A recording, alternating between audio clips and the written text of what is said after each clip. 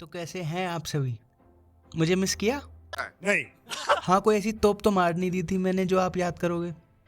I agree.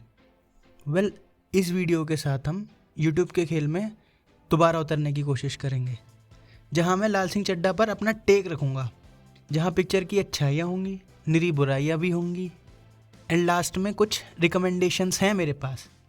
So please stay tuned till the and.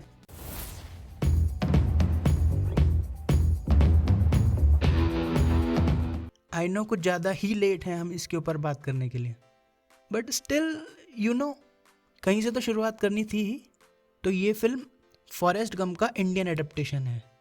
औरों का तो पता नहीं, बट रीमेक्स की एक बात मुझे बहुत फैसिनेट करती है, वो है उनका एडेप्टेशन, कि कैसे आप एक दूसरी पृष्ठभूमि वाली फिल्म को अपनी पृष्ठभूमि पर उतारोगे।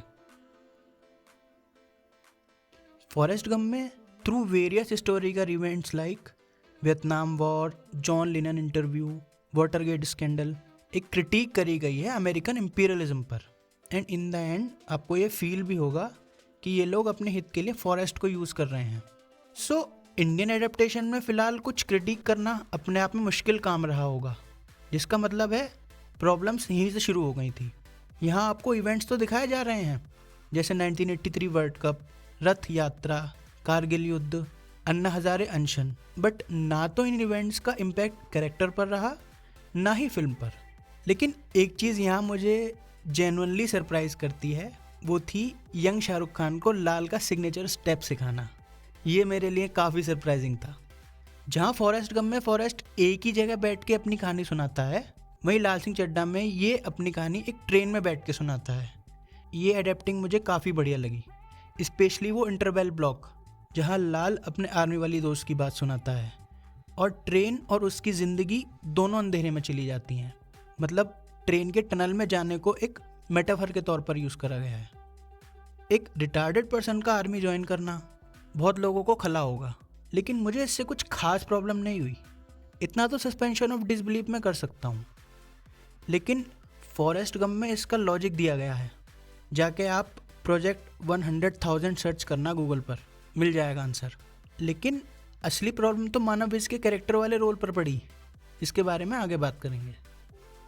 आर्मी में फॉरेस्ट का दोस्त श्रिम्प का बिजनेस करना चाहता था, जो कि यहाँ कच्चा बनियान में बदल गया। कोई दिक्कत नहीं, लेकिन असली दिक्कत शुरू हुई जब इस कंपनी का नाम रूपा रखा गया, वो भी मानव के बड़े ही वाहियात सजेशन पर। इतना करने से सारा फोकस लाल के क्रश पर चला गया और उसका खास साथी अपनी कहानी से नदारद हो गया। फॉरेस्ट गम में उसके दोस्त के मर जाने के बाद भी उसकी खनखनाहट थ्रू फॉरेस्ट के इनोसेंट एक्शन से आती थी। आपको याद होगा कि कैसे फॉरेस्ट अपने बिजनेस की कैप पहने रहता था, उसको देख के एकदम उसकी याद आने लग जाती थी। लेकिन रूपा अंडरवियर बनियान वाले सिनारियों ने वो सारा एसेंस गुड़ गोबर कर दिया। एडेप्टिंग फॉरेस्ट, आपने यहाँ एक सिख कैरेक्टर को रखा है, कोई बात नहीं।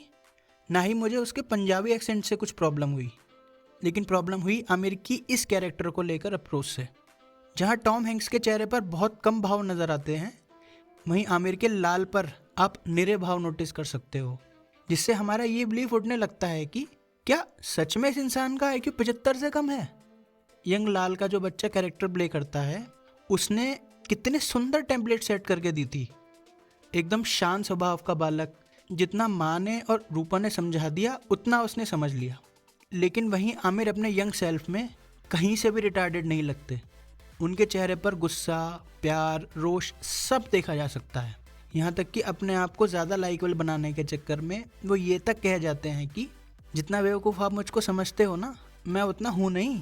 सुनने में आ रहा था कि अतुल कुलकर्णी जिन्होंने इसका इंडियन एडेप्टेशन किया है, वो इसको थोड़ा टोन डाउन करना चाहते थे, लेकिन आमिर नहीं माने। लाल सिर्फ उस सीन में कन्विंसिंग लगता है जब रूपा उसे अपने बेटे के बारे में बताती है, बाकी और कहीं नहीं। हाँ, एक बात और, जो लोग आमिर की अप्रोच को धूम 3 और पीके जैसा बता रहे थे, उतना मुझे तो इसने बॉदर नहीं किया। एडेप्टिंग जेनी, जहाँ फॉरेस्ट गम में जेनी स्ट्रेट अप बिच मालूम पड़ती है, वहीं रूपा के कैरेक्टर में कुछ और लेयर यहाँ जुड़ी हैं।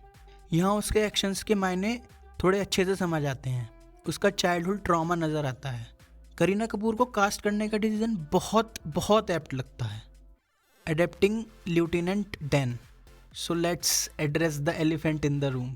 ये शायद आमिर का सबसे ख़राब क्रिएटिव डिसीजन था, जहाँ डैन फॉरेस्ट का कमांडिंग ऑफिसर था जिसको वो बचा ले जाता है और सालों तक उसकी लानतें सुनता है और उसे अपना बिजनेस पार्टनर भी बनाता है।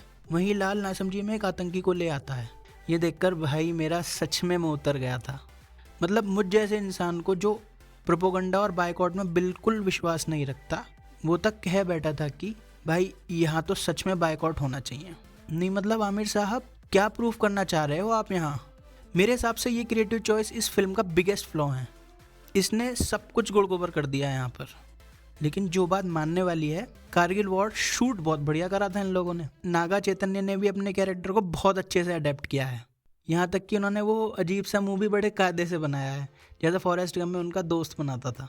सब जानते हैं कि अमेरिकी पिक्चर्स में गाने मुश्किल से मिलते हैं, लेकिन यहाँ एडेप्टेशन में गाने तो बनते हैं।